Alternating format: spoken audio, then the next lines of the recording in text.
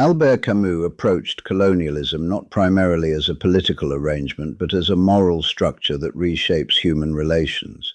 For him, colonialism was not defined only by who ruled and who was ruled, but by how power trained people to see one another. It was a system that normalized inequality, while slowly convincing everyone involved that this inequality was inevitable. Camus believed colonialism rested on a quiet but devastating assumption, that some lives mattered less than others. This belief was rarely stated openly. Instead, it appeared in laws applied unevenly, in courts that protected one population more than another, and in institutions that treated exclusion as administrative necessity rather than moral failure. Over time, this imbalance ceased to feel exceptional and became ordinary. What troubled Camus most was how easily injustice became invisible. Suffering that is constant no longer shocks. Poverty, humiliation, and exclusion fade into the background of daily life. Colonial societies, Camus argued, train people to coexist with injustice without recognizing it as intolerable. This moral numbness corrupted everyone. Those subjected to injustice internalized resentment and despair. Those who benefited from the system learned indifference. Camus believed both outcomes damaged human dignity. Colonialism did not merely exploit, it deformed moral perception itself. Unlike thinkers who reduced colonialism to economics or strategy, Camus emphasized its effect on human relationships. When one group governs another without equality, trust collapses, law becomes coercion. Politics becomes fear management. Violence becomes implicit, even when weapons are not visible. Camus believed no society built on such foundations could endure indefinitely. Colonial peace was, at best, postponed conflict. Yet from the beginning, he insisted on a crucial distinction. Colonial injustice explains rebellion, but it does not excuse unlimited violence. Understanding why people revolt does not sanctify how they revolt. This refusal would define Camus's entire critique of colonialism. Camus believed that colonialism transforms justice into an instrument of power rather than a protection of dignity. In colonial societies, law does not exist to serve everyone equally. It exists to maintain order as defined by the ruling group. Over time, this teaches entire populations that justice is not a moral ideal, but a mechanism of control. For those subjected to colonial rule, the law appears arbitrary and hostile. Rights are restricted, courts punish unevenly, and political participation is denied. Camus believed this experience produces a deep moral injury. When people encounter law as repression rather than protection, they lose faith in justice itself. Justice becomes indistinguishable from force. At the same time, those who benefit from colonial law absorb a different lesson. Because institutions work in their favor, inequality begins to feel normal and even necessary. Privilege disguises itself as stability. Camus believed this moral blindness was just as destructive as open oppression. Colonialism, in his view, trains both sides to distrust justice. The oppressed learn that law cannot be relied upon. The powerful learn that law does not require fairness. Between these positions, justice loses its credibility as a shared value. Camus feared this damage would survive the end of colonial rule. Independence alone could not restore trust in justice if institutions remained hollow. A society that inherits corrupted legal habits risks reproducing domination under a new name. This is why Camus rejected the idea that justice could be postponed until after liberation. Justice delayed, he argued, is justice denied. A movement that sacrifices justice in pursuit of power will not rediscover it once power is achieved. For Camus, colonialism revealed a tragic truth. Injustice reshapes moral systems themselves. It teaches societies how to live without fairness, how to excuse inequality, and how to confuse authority with legitimacy. Camus believed that colonialism produces a dangerous moral impatience. When injustice persists for generations, people lose faith in gradual reform and restraint. Colonial systems often close off peaceful paths to change, making violence appear not only tempting but unavoidable. Camus understood this dynamic clearly. He did not dismiss revolutionary anger as irrational. He saw it as a predictable response to humiliation and exclusion. Yet Camus refused to accept impatience as moral permission. Desperation, he argued, explains violence without redeeming it. The endurance of injustice does not grant license to abandon limits. Moral urgency should sharpen responsibility, not erase it. For Camus, suffering increases the weight of ethical judgment rather than dissolving it. Colonialism trains people to believe that nothing will change unless force is applied. Over time, this belief hardens into fatalism. Violence comes to be seen as the only language power understands. Camus feared this belief more than violence itself, because once it is accepted, restraint appears naive and cruelty appears realistic. Camus insisted that realism without morality was simply surrender. A politics that accepts cruelty as necessary has already abandoned justice. Colonialism, in his view, corners people into false alternatives: submission or terror, silence or bloodshed. These extremes are not natural outcomes. They are products of prolonged injustice. This is why Camus defended the idea of limits, even when limits seemed impractical. Limits were not a strategy for success. They were a refusal to let violence become total. Once violence is unlimited, Camus argued, it ceases to serve liberation and begins to reproduce domination. Colonial contexts, he believed, reveal a tragic pattern. Revolutions often inherit the moral habits of the systems they overthrow. Liberation that abandons restraint risks repeating the very injustices it seeks to end. Camus believed that colonialism encourages a dangerous faith in history as a moral excuse. Both colonial authorities and revolutionary movements appeal to historical necessity to justify violence.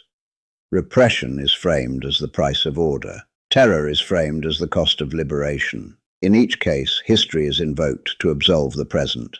Camus rejected this appeal completely. History, he argued, explains events but does not justify them. A future victory cannot redeem present cruelty. Independence achieved through terror does not erase the suffering inflicted along the way. The dead do not benefit from historical explanations.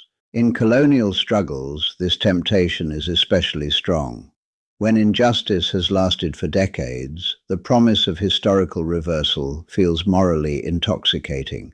Camus understood this longing, but he believed that allowing history to override conscience emptied moral judgment of meaning. For Camus, justice must be evaluated in the present tense. It must answer to the suffering it creates now, not to the future it promises. A politics that sacrifices living people for imagined outcomes has already lost its moral center. Colonialism taught Camus that violence framed as historical necessity quickly becomes unlimited. Once history excuses killing, there is no natural stopping point. Each act demands another. Escalation becomes self-justifying. Camus warned that appeals to history also dissolve responsibility.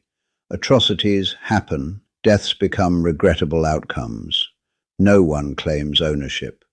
Camus insisted that every violent act has an author, and that authorship cannot be erased by ideology. Against this logic, Camus argued that history must never overrule conscience. Moral limits do not vanish because circumstances are tragic. They become more urgent. Camus believed that colonialism encourages people to evade responsibility by hiding behind systems. In colonial societies, violence is rarely claimed openly. Decisions are attributed to policy, security, or historical conditions. Individuals carry out repression while insisting they are merely following orders or responding to necessity. Camus rejected this logic without compromise. For Camus, every act of violence has an author. Systems may enable cruelty, but they do not perform it. People do. To deny this is to deny moral agency itself. A world in which no one is responsible is a world in which anything can be done without guilt. Colonialism makes this evasion especially tempting. Because injustice is structural, individuals feel absolved. Soldiers torture because regulations permit it. Officials repress because law demands it. Camus argued that this reasoning trains people to live without conscience. When responsibility is always elsewhere, cruelty becomes routine. Revolutionary movements often adopt the same logic. Violence is attributed to collective struggle or historical inevitability. Individuals become instruments of a cause rather than moral agents. Camus believed this was one of the most dangerous illusions of modern politics. History does not act. People act. For Camus, responsibility was inseparable from freedom. To act is to choose, even under constraint. To deny choice is to deny humanity itself. Colonialism, he argued, depends on convincing people that they have no alternative but domination or violent resistance. Camus insisted that moral responsibility survives even in tragic circumstances. It becomes heavier, not lighter. The greater the injustice, the greater the need for vigilance. Ethics do not vanish under pressure, they are tested by it. He knew this position would be dismissed as unrealistic, but Camus believed realism without responsibility was merely brutality disguised as necessity. Justice begins when people reclaim ownership of their actions, even when those actions are costly. Camus believed that colonialism gradually transforms fear into a governing principle. Fear shapes policy, justifies repression, and narrows moral imagination. When fear dominates political life, people stop asking what is right and begin asking only what will keep them safe. Camus believed this transformation was one of colonialism's most corrosive moral effects. In colonial societies, fear operates in multiple directions. The colonized fear arrest, torture, and humiliation. The colonizers fear uprising, revenge, and loss of control. Each fear reinforces the other. Camus understood this dynamic, but he refused to allow fear to become a moral authority. Fear explains why people act violently, he argued, but it does not justify cruelty. A society that permits fear to determine ethics will eventually permit anything. Emergency measures become permanent. Repression becomes routine. Moral limits erode quietly, without formal declaration. Camus believed justice must interrupt fear rather than obey it. This was not naive idealism. It was an attempt to prevent fear from becoming sovereign. Once fear governs, violence expands beyond real threats and begins responding to imagined ones. Colonial regimes often defended repression as temporary necessity. Curfews, censorship, collective punishment, and torture were justified as exceptional responses to crisis. Camus believed that what is justified once becomes easier to justify again. A society that learns to live with repression rarely returns to restraint on its own. This is why Camus insisted that moral limits must be defended during conflict, not postponed until peace. Waiting until injustice ends before defending ethics ensures that ethics will never return. War teaches habits, and habits survive peace. Camus knew that resisting fear would not dismantle colonial domination overnight, but he believed surrendering to fear would end something worse, the possibility of justice itself. Fear, he warned, must never be allowed to rule. Camus believed that colonialism ultimately destroys the possibility of a shared moral life. Long before open war erupts, inequality fractures trust.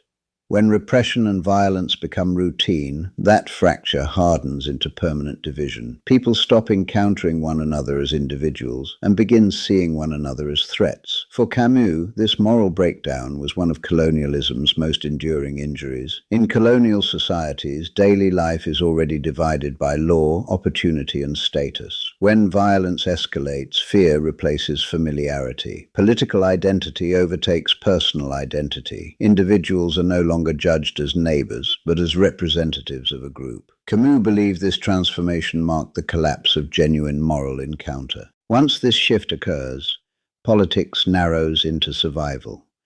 The question is no longer how people might live together, but how one side might prevail over the other. Camus believed violence thrives in this environment because it offers clarity where moral complexity once existed. Victory and defeat replace justice and injustice. Camus refused to accept this narrowing of imagination. He acknowledged that coexistence under colonial conditions was deeply unjust and fragile. But he denied that injustice made coexistence inconceivable. Violence, he argued, does not reveal reality. It reshapes it. It teaches people to believe that shared life is impossible. For Camus, defending the possibility of coexistence during conflict was not sentimental optimism. It was resistance to despair. Despair convinces people that only force remains. Camus believed surrendering imagination guaranteed endless conflict. He argued that societies shaped by colonial violence struggle to recover the capacity to imagine common futures even after political change. Trauma becomes inherited. Distrust passes from one generation to the next. Violence leaves behind moral habits that outlast its original causes. Colonialism taught Camus that realism without moral imagination becomes brutality. A future built without imagination is not realistic, it is merely violent. Camus believed that colonialism survives in part by corrupting language. In colonial societies, words that once carried moral meaning are gradually emptied of their ethical weight and repurposed as tools of justification. Terms like order, security, and civilization are used to legitimize repression, while violence is softened through euphemism and abstraction. Camus argued that when language collapses, moral judgment soon follows. Colonial authorities often described violence as necessity. Arrests became preventive measures. Collective punishment was reframed as deterrence. Torture disappeared behind administrative vocabulary. Camus believed this linguistic masking allowed cruelty to appear reasonable and routine. Violence endured not because people openly celebrated it, but because it was no longer named honestly. Revolutionary movements, he observed, developed similar distortions. Terror was renamed resistance. Murder became sacrifice. Civilian deaths were explained away as unavoidable consequences of struggle. Camus believed that once both sides adopted euphemism, truth itself became a casualty of colonial conflict. For Camus, honest language was not rhetorical precision. It was moral resistance. To call torture torture and murder murder forced people to confront what they were defending. Without this confrontation, conscience withers. A society that lies about its violence cannot later build justice. It cannot heal what it refuses to acknowledge. Camus feared that linguistic corruption would survive the end of colonial rule. A future built on distorted language inherits distorted values. If oppression is renamed order, freedom will eventually be renamed chaos. Words teach habits, and habits persist. This is why Camus insisted that clarity of speech was a form of rebellion. It resisted both colonial domination and revolutionary absolutism. It refused to let power dictate meaning. Colonialism, Camus argued, depended on gradual moral anesthesia. When injustice is described in neutral or heroic terms, it ceases to provoke response. People become accustomed to cruelty not because they approve of it, but because it no longer feels real. Camus believed that colonialism intensifies moral tribalism by forcing people into rigid camps. As conflict deepens, allegiance begins to replace judgment.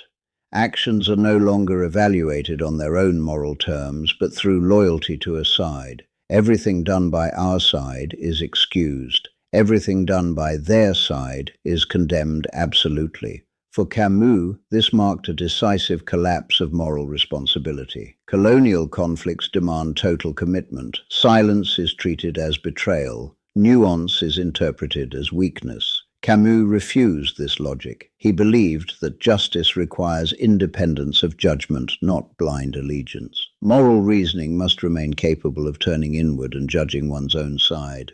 This refusal isolated Camus. Colonial authorities demanded loyalty to order and security. Revolutionary movements demanded loyalty to liberation and history. Camus offered conditional support instead. He would support justice wherever it appeared and condemn cruelty wherever it occurred. For those who demanded purity, this position was intolerable. Camus believed that true moral responsibility begins with the willingness to judge one's own camp. Condemning an enemy is easy. Condemning crimes committed in one's own name is painful. Without this willingness, cruelty spreads unchecked under the cover of righteousness. Colonialism, he argued, thrives on moral asymmetry. Each side justifies its own violence while condemning the others. In this environment, everyone feels justified and no one feels responsible. Violence multiplies because it appears righteous from every angle. Camus insisted that responsibility cannot be surrendered to ideology or identity. Every violent act belongs to someone. Every victim matters equally. These principles do not resolve political conflict, but abandoning them guarantees moral collapse. For Camus, independence of judgment was not detachment or cowardice. It was the last defense against complicity. Camus believed that colonialism trains people to live without limits. What begins as exceptional violence gradually becomes routine. Acts that once demanded moral justification come to be accepted as normal. For Camus, this erosion of limits was more dangerous than any single act of brutality. Colonial repression crossed limits through torture, collective punishment, and arbitrary detention. Revolutionary violence crossed limits through attacks on civilians and deliberate terror. Each side claimed the other left no alternative. Camus rejected this reasoning entirely. Limits, he argued, exist precisely for moments of crisis. A principle that collapses under pressure was never a principle at all. He believed that refusing to kill innocents was not naive idealism, but the final defense of humanity. Once that refusal disappears, nothing remains to restrain cruelty. Violence no longer shocks, it organizes. It becomes a method rather than an emergency. Camus knew that limits would not dismantle colonial domination overnight, but he believed they could prevent total moral collapse. A society trained to excuse cruelty will continue to excuse it long after the original injustice has ended. Violence leaves habits behind. He warned that victories achieved without limits produce societies incapable of justice. A people who learn to justify terror cannot suddenly rediscover restraint once power is achieved. Moral damage outlasts political success. For Camus, limits protected the future as much as the present. The methods used in struggle shape the world that follows. A society born from unlimited violence inherits unlimited violence as its governing logic. Defending limits was not a strategy for winning. It was a refusal to let cruelty define what is possible. In a system built on domination, restraint becomes a radical act. Camus believed that colonialism presented a tragic test of rebellion itself. Faced with prolonged injustice, rebellion becomes unavoidable. To accept humiliation indefinitely is to accept the denial of dignity. Camus did not argue against rebellion. He argued for a form of rebellion that remained faithful to the value that inspired it. He called this stance measured rebellion. Measured rebellion begins with a clear refusal of injustice, but also refuses cruelty. It rejects terror, indiscriminate violence, and the killing of innocents, even when such acts promise results. For Camus, rebellion that abandons limits ceases to be rebellion and becomes domination under a new banner. Colonialism tempts rebels to imitate the methods of the oppressor. Power appears to respond only to force. Camus understood this temptation, but he believed adopting the oppressor's methods guaranteed moral failure. Liberation achieved through terror inherits terror as its foundation. This position isolated Camus. Many accused him of weakness or indecision. Camus accepted this isolation. He believed rebellion without limits might succeed politically, but would fail morally. A victory achieved through cruelty destroys what victory is meant to protect. For Camus, the refusal to kill innocents was not a tactical error. It was the line that separated rebellion from tyranny. Once that line is crossed, rebellion loses its ethical legitimacy regardless of its cause. Measured rebellion offers no guarantees. It may fail. But Camus believed it preserved something more important than success, the possibility of justice. In the end, Camus believed that colonialism exposed the deepest danger of modern politics, the temptation to replace moral judgment with absolute causes. Colonial conflict pressures people to accept false choices, submission or terror, injustice or murder, silence or complicity. Camus refused these alternatives, not because he believed a perfect solution existed, but because accepting them guaranteed moral ruin. Colonialism, for Camus, was not only political injustice, but a moral trap. It trained people to believe cruelty was unavoidable, and that dignity could be postponed until after victory. Camus rejected this logic entirely. Dignity delayed is dignity denied. He did not believe moral integrity would redirect the course of history. He believed it was necessary to remain human within history. Colonial struggles are decided by power, not conscience. But conscience still matters, even when it does not prevail. Camus understood that his position would isolate him. It already had. But he believed solitude was preferable to complicity. To stand apart from cruelty was better than to stand with it. Colonialism taught Camus that justice without illusions is fragile and costly. It offers no triumph and no final reconciliation. It demands endurance rather than victory. But Camus believed this endurance was the only way to prevent politics from becoming indistinguishable from violence. His response to colonialism was not a program, it was a refusal to allow injustice to excuse murder, a refusal to let history override conscience, a refusal to abandon human dignity when dignity seemed powerless. That refusal remains his most difficult and enduring legacy.